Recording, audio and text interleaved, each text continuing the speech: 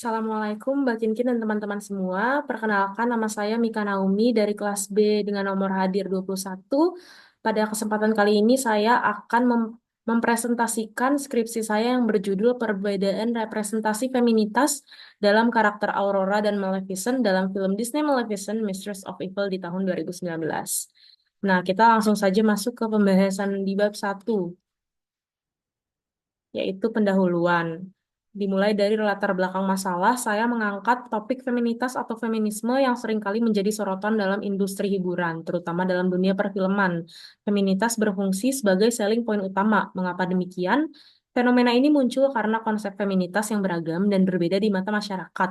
Hal ini tentu menimbulkan semangat bagi para pejuangnya, mengingat banyaknya tuntutan yang dirasakan oleh wanita di seluruh dunia untuk tetap mengikuti standar dan stereotip kesempurnaan. Film yang mengangkat tentang representasi feminitas dengan karakter wanita yang hebat serta inspiratif tentunya akan diberikan apresiasi lebih oleh audiens. Nah, Walt Disney atau yang sering kita kenal dengan Disney, bagian dari The Walt Disney Company, merupakan salah satu media massa dan hiburan multinasional yang sedari dulu menggunakan feminitas atau feminisme sebagai topik utamanya. Disney ini identik dengan menggunakan wanita sebagai karakter utamanya yang masyarakat kenal dengan sebutan Disney Princesses atau putri-putri Disney. Yang menarik perhatian audiens adalah bagaimana Walt Disney ini mengemas konsep feminitas dari masing-masing karakternya. Setiap Disney Princess pasti memiliki keunikan dan merepresentasikan feminitas dengan ciri khasnya masing-masing. Nah, Disney pertama mengeluarkan Snow White yang merupakan karakter Disney Princess pertama yang dikenalkan kepada masyarakat.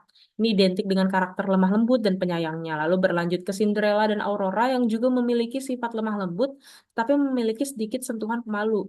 Nah, seiring dengan perjalanan waktu, Disney mulai mengeluarkan film-film dengan karakter wanita yang lebih kuat dan berani, seperti Ariel, Belle, dan Jasmine yang sebagai contoh merupakan tiga karakter ikonik yang memiliki sifat berani serta memiliki jiwa lebih petualang. Lalu muncul karakter Mulan, seorang wanita tangguh dari negeri Cina yang karakternya dikemas lebih maskulin daripada Disney Princess lainnya. Representasi karakter-karakter dalam film Disney berkembang secara linear dengan konsep feminitas di era postmodernisme. Karakter utama wanita digambarkan sebagai individu dengan tingkat kesadaran diri yang tinggi, mampu merefleksikan pengalaman hidup mereka secara kritis dan membangun nilai-nilai serta intuisi mereka sendiri. Nah, kita masuk ke film Maleficent. Pada tahun 2014, Disney ini merilis Maleficent yang merupakan sebuah adaptasi live action yang merupakan pengembangan dari film animasi klasiknya, yaitu Sleeping Beauty. Tapi berbeda dengan versi originalnya, film Maleficent ini lebih menyoroti latar belakang karakter Maleficent yang digambarkan sebagai peri bertanduk dan bersayap. Dalam film pertamanya, penonton diajak melihat sisi lain dari kisah tersebut dengan menampilkan pihak kerajaan dari sudut pandang Maleficent. Film ini juga menawarkan perspektif baru mengenai hubungan antara Maleficent dan Putri Aurora yang menggambarkan dinamika yang lebih jauh kompleks dibandingkan dengan narasi tradisionalnya. Lalu dari film pertama ini, Disney mengeluarkan Maleficent Mistress of Evil yang merupakan film keduanya yang dirilis pada September 2019. Film kedua ini menggali lebih dalam hubungan antara Maleficent dan Putri Aurora serta menampilkan konflik baru yang menantang ikatan mereka di tengah ketegangan antara kerajaan manusia dan para peri. Nah, di film kedua ini audiens kerap dibawa lebih dalam ke kehidupan Maleficent dan Aurora setelah perdamaian tercapai antara dua kubu. Meski perbedaan di antara mereka sangat jelas, baik dari sisi latar belakang maupun karakter, hubungan antara keduanya terus berkembang. Maleficent yang selama ini digambarkan sebagai sosok kuat dan penuh kedalaman, mulai menunjukkan sisi lemah lembut dan keibuan terhadap Aurora. Di sisi lain, Aurora tumbuh menjadi pemimpin yang lebih matang dan mandiri, namun tetap mempertahankan sisi lembut dan elegannya. Konflik utama muncul ketika hubungan mereka diuji oleh tantangan baru, yaitu intrik politik dan kehadiran tokoh antagonis Queen Ingrid yang mencoba memecah belah kedua dunia tersebut. Nah, berdasarkan uraian di atas, saya bertujuan untuk mengidentifikasi perbedaan kontras antara kedua karakter tersebut. Dengan menggunakan metode analisis semiotik, saya akan melakukan analisis mendalam terhadap elemen-elemen pakaian, palet warna, cara berbicara, sikap, perilaku, serta tindakan yang dilakukan oleh kedua karakter. Penelitian ini murni bersifat kualitatif, di mana saya menganalisis tanda-tanda visual dan tekstual, dan fokus utamanya adalah untuk memahami bagaimana representasi feminitas melalui kedua karakter dapat mempengaruhi konsep feminitas dalam pandangan masyarakat. Lalu ada fokus penelitian, saya bagi menjadi 3. Yang pertama, bagaimana feminitas direpresentasikan melalui karakter Aurora dalam film Maleficent Mistress of Evil. Kedua, bagaimana feminitas direpresentasikan melalui karakter Maleficent dalam Maleficent Mistress of Evil. Dan ketiga, bagaimana perbedaan representasi feminitas antara karakter Aurora dan Maleficent dalam film Maleficent Mistress of Evil mencerminkan spektrum feminitas yang lebih luas. Tujuan dari penelitian ini adalah untuk menganalisis bagaimana konsep feminitas direpresentasikan secara berbeda melalui kedua karakter, yaitu Aurora dan Maleficent, serta bagaimana perbedaan tersebut mencerminkan spektrum feminitas yang lebih luas. Lalu ada manfaat penelitian. Yang pertama, manfaat akademik. Hasil penelitian ini dapat mengembangkan kajian ilmu komunikasi, khususnya mengenai analisis semiotik yang mendalam dalam sebuah film terhadap karakter utama wanita dan konsep feminitas dalam era postmodernisme. Lalu ada manfaat praktik, karena hasil penelitian ini dapat bermanfaat bagi para praktisi komunikasi mengenai analisis semiotik dalam film terkait traditional femininity dan postmodernism femininity. Lalu masuk ke bab 2, yaitu kajian pustakanya. Kita masuk ke konsep. Yang pertama ada feminitas. Definisi feminitas sendiri menurut buku A Feminist Thoughts, A More Comprehensive Introduction, feminitas dapat didefinisikan sebagai pemikiran yang terus berkembang dan beragam, mencerminkan kematangan intelektual, serta tantangan identitas yang dihadapi feminisme modern, terutama dalam konteks feminisme postmodern dan gelombang ketiga. Feminisme menolak pandangan yang bersifat falogosentrik atau ide-ide yang terstruktur di sekitar kata atau norma yang dianggap male, dan mengedepankan satu penjelasan tunggal mengenai penindasan perempuan. Dalam pandangan feminis postmodernism, tidak ada satu formula atau langkah pasti untuk mencapai pembebasan perempuan. Tetapi sebaliknya, setiap individu wanita diajak untuk mendefinisikan sendiri bagaimana mereka ingin mengekspresikan feminitas sehingga menekankan pluralitas, keberagaman, dan perbedaan dalam pengalaman perempuan. Lalu lanjut ke sikap dan perilaku normatif. Sikap dan perilaku normatif perempuan sering didefinisikan berdasarkan perspektif feminis sebagai konstruksi sosial yang dikaitkan dengan gender, di mana masyarakat menempatkan ekspektasi tertentu terhadap perempuan. Sikap dan perilaku ini biasanya mencakup sifat-sifat seperti kelembutan, kepatuhan, kesopanan, dan ketergantungan yang semuanya berasal dari pandangan patriarki tradisional mengenai peran perempuan dalam masyarakat. Selanjutnya ada kepribadian dan emosi. Dalam konteks pemikiran feminis, kepribadian dan emosi perempuan dipahami sebagai konstruksi sosial yang dipengaruhi oleh berbagai faktor, termasuk ras, kelas, budaya, dan orientasi seksual. Pengalaman perempuan tidak dapat disamaratakan, sehingga penting untuk mempertimbangkan konteks sosial yang membentuk identitas mereka. Proses sosialisasi gender juga memainkan peran signifikan dalam pembentukan kepribadian dan ekspresi emosi perempuan, di mana mereka sering diajarkan untuk mengutamakan hubungan interpersonal dan merawat orang lain. Hal ini menimbulkan pemahaman bahwa emosi yang sering dianggap sebagai kelemahan sebenarnya dapat menjadi sumber kekuatan dan solidaritas. Lalu yang terakhir, interaksi sosial. Dalam konteks feminitas, interaksi sosial didefinisikan sebagai proses dinamis di mana individu saling berhubungan dan membentuk makna melalui komunikasi dan tindakan masyarakat. Interaksi sosial tidak terlepas dari relasi kekuasaan yang mempengaruhi perlakuan dan persepsi terhadap perempuan. Relasi kekuasaan ini seringkali menguntungkan laki-laki, sehingga perempuan harus menavigasi interaksi sosial dengan mempertimbangkan konteks dan kekuasaan yang ada. Selain itu, interaksi sosial juga membentuk identitas gender, di mana individu belajar tentang norma-norma dan perilaku yang diharapkan berdasarkan gender mereka.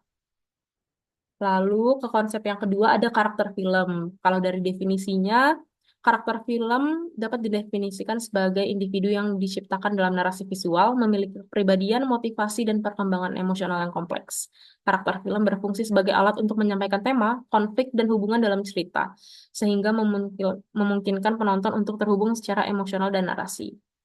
Yang kedua ada dialog karakter. Dialog karakter dianggap sebagai elemen kunci dalam pengembangan karakter dan narasi. Dialog berfungsi untuk mengungkapkan kepribadian, latar belakang, dan motivasi karakter. Pilihan kata dan gaya bicara karakter memberikan wawasan tentang cara berpikir dan merasakan mereka. Selain itu, dialog mencerminkan hubungan antar karakter, di mana interaksi verbal memungkinkan penonton untuk melihat dinamika sosial dan konflik yang terjadi, serta bagaimana karakter saling mempengaruhi satu sama lain. Lalu ada hubungan antar karakter. Hubungan antar karakter ini dianggap sebagai elemen krusial dalam membangun narasi dan karakterisasi. Buku ini juga menekankan bahwa interaksi antar karakter tidak hanya memberikan konteks emosional, tetapi juga menciptakan dinamika sosial yang mempengaruhi perkembangan cerita. Selanjutnya ada konflik karakter. Konflik karakter diidentifikasi sebagai elemen yang penting yang menggerakkan narasi dan mengembangkan karakter. Di buku The Language of Fictional Television, Drama and Identity, ini menjelaskan bahwa konflik dapat muncul dari berbagai sumber, baik internal maupun eksternal, yang berfungsi untuk menggambarkan tantangan yang dihadapi karakter dalam mencapai tujuan mereka. Lalu untuk variabel, variabel X yang saya pilih adalah feminitas dan variabel Y-nya adalah karakter film. Dan ini ada 10 penelitian terdahulu dalam 5 tahun belakangan ini. Oke, masuk ke bab 3 metode penelitian. Untuk pendekatan penelitian, saya mengambil pendekatan kualitatif. Untuk metode penelitiannya, saya mengambil metode penelitian analisis semiotik yang merupakan pendekatan yang digunakan untuk memahami dan menafsirkan makna-makna dan tanda-tanda dan simbol-simbol dalam teks, baik itu teks visual, verbal, maupun audiovisual. Nah, analisis semiotik ini dibagi menjadi dua, yaitu makna denotatif atau makna literal dari sebuah tanda dan makna konotatif atau makna yang lebih dalam, sifatnya simbolis, kultural, atau muncul dari asosiasi sosial dan ideologi tertentu. Lalu lanjut ke jenis penelitian. Jenis penelitian untuk judul ini, saya menggunakan penelitian kualitatif dan unit analisis yang tepat adalah karakter Aurora dan Maleficent itu sendiri. Untuk teknik penarikan informannya, saya menggunakan purposive sampling atau pemilihan bertujuan. Dan untuk metode pengumpulan datanya, saya di sini mengumpulkan informasi yang diperlukan guna menjawab pertanyaan penelitian atau mencapai tujuan penelitian. Untuk judul ini, metodenya yang saya gunakan adalah analisis teks. Lalu ada keabsahan data. Keabsahan data merujuk pada tingkat keandalan dan validitas informasi yang dikumpulkan dalam penelitian. Keabsahan data penting untuk memastikan bahwa hasil penelitian mencerminkan realitas yang ingin diteliti dan dapat dipercaya. Lalu ada coding. Di sini saya menggunakan open coding. Oke, masuk ke bab 4, yaitu hasil penelitian, pembahasan penelitian, keabsahan data, dan coding. Nah, pertama-tama kita akan membahas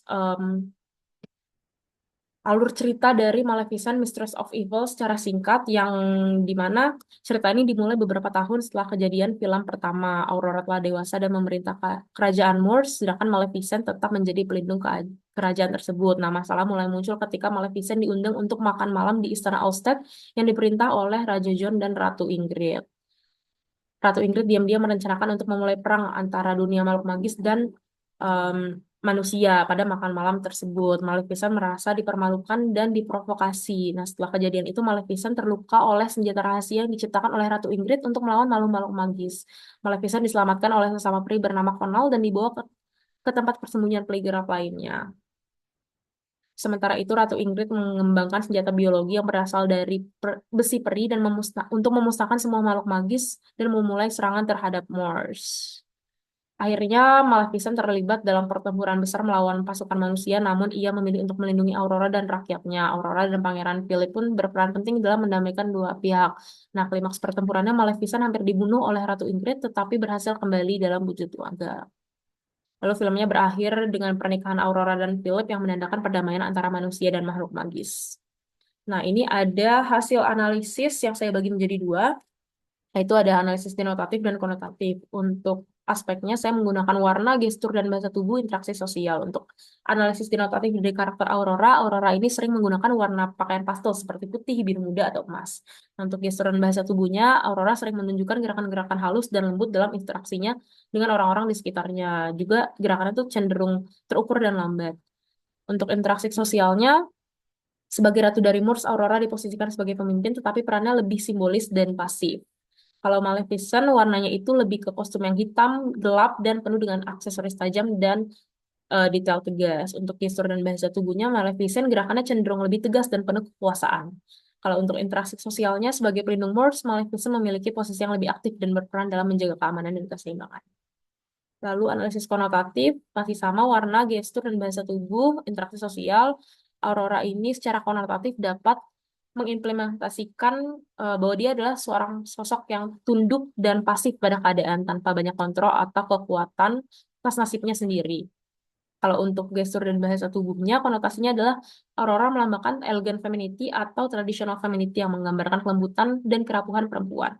Interaksi sosialnya, kekuatannya lebih simbolik dan terkait dengan kecantikan yang mendamaikan. Maleficent, untuk warnanya, kostum Maleficent itu kan hitam pada level konotatif tidak hanya menunjukkan kekuatan dan dominasi, tapi juga mengandung makna pemberontakan terhadap citra feminitas konvensional. Untuk gestur dan bahasa tubuhnya, ia seringkali tegak dengan bahu yang lebar dan postur tubuh yang dominan, memberikan kesan bahwa ia adalah pemimpin yang penuh dengan kendali dan menandakan strong femininity atau postmodernism femininity. Terus untuk interaksi sosialnya, Maleficent berperan sebagai pemimpin yang tegas dan berani. Secara konotatif, peran ini melambangkan kekuatan feminim yang tidak bergantung pada kekuatan laki-laki atau sistem sosial patriarki. Oke, untuk pembahasannya, saya membagi menjadi yang pertama representasi feminitas dalam karakter Aurora ini. Aurora digambarkan sebagai sosok feminim ideal dalam tatanan patriarki tradisional dengan karakter kelembutan, pasifitas, dan kecantikan yang elegan. Hal ini terwujud dari cara dia berpakaian, bergerak, berinteraksi dengan dunia sekitarnya. Gesturnya lembut dan terbuka, ekspresi wajahnya damai, serta warna-warna pastel yang ia kenakan secara konotatif menggambarkan sosok perempuan yang lembut dan rapuh yang membutuhkan perlindungan dari orang lain, khususnya laki-laki dan figur ibu seperti Maleficent. Kedua, ada representasi feminitas dari karakter Maleficent. Di sisi lain, Maleficent berbeda dengan Aurora, itu simbol perlawanan terhadap stereotip feminim tradisional. Ia mewakili postmodernism femininity dengan cara berpakaian yang gelap, gestur tubuh yang tegas, serta sikap dominan dan mandiri. Lalu hubungan antara kedua karakter tersebut, yang pertama ada ketergantungan emosional dan pengaruh, yaitu karakter Aurora dan Maleficent itu saling membutuhkan perlindungan dari satu sama lain. Yang kedua ada keterhubungan feminitas tradisional dan modern. Yang ketiga transformasi dan pertumbuhan karakter. Lalu keabsahan data dalam penelitian ini dijamin melalui beberapa pendekatan termasuk triangulasi data dengan menganalisis adegan visual, dialog, dan literatur pendukung untuk membandingkan hasil teori feminitas dan semiotik. Dan untuk codingnya, saya melakukan open coding yang melibatkan identifikasi dan penandaan elemen-elemen kunci dalam data seperti gestur, dialog, simbol, visual yang muncul dalam karakter orang di lukisan. Eh, Lalu ada kesimpulan. Jadi kesimpulan dari hasil analisis saya di atas menunjukkan bahwa kedua karakter tersebut merepresentasikan dua bentuk feminitas yang berbeda namun saling melengkapi, di mana Aurora melambangkan traditional femininity dan Maleficent melambangkan postmodernism femininity. Nah, saran untuk penelitian ini adalah untuk memperluas analisis dengan memperlihatkan aspek-aspek tambahan, seperti peran latar, setting dalam mendukung representasi feminitas, serta perbandingan dengan karakter lain yang memiliki peran pendukung di dalam narasi film. Baik, sekian presentasi dari saya. Jika ada kesalahan kata, mohon maaf. Assalamualaikum warahmatullahi wabarakatuh.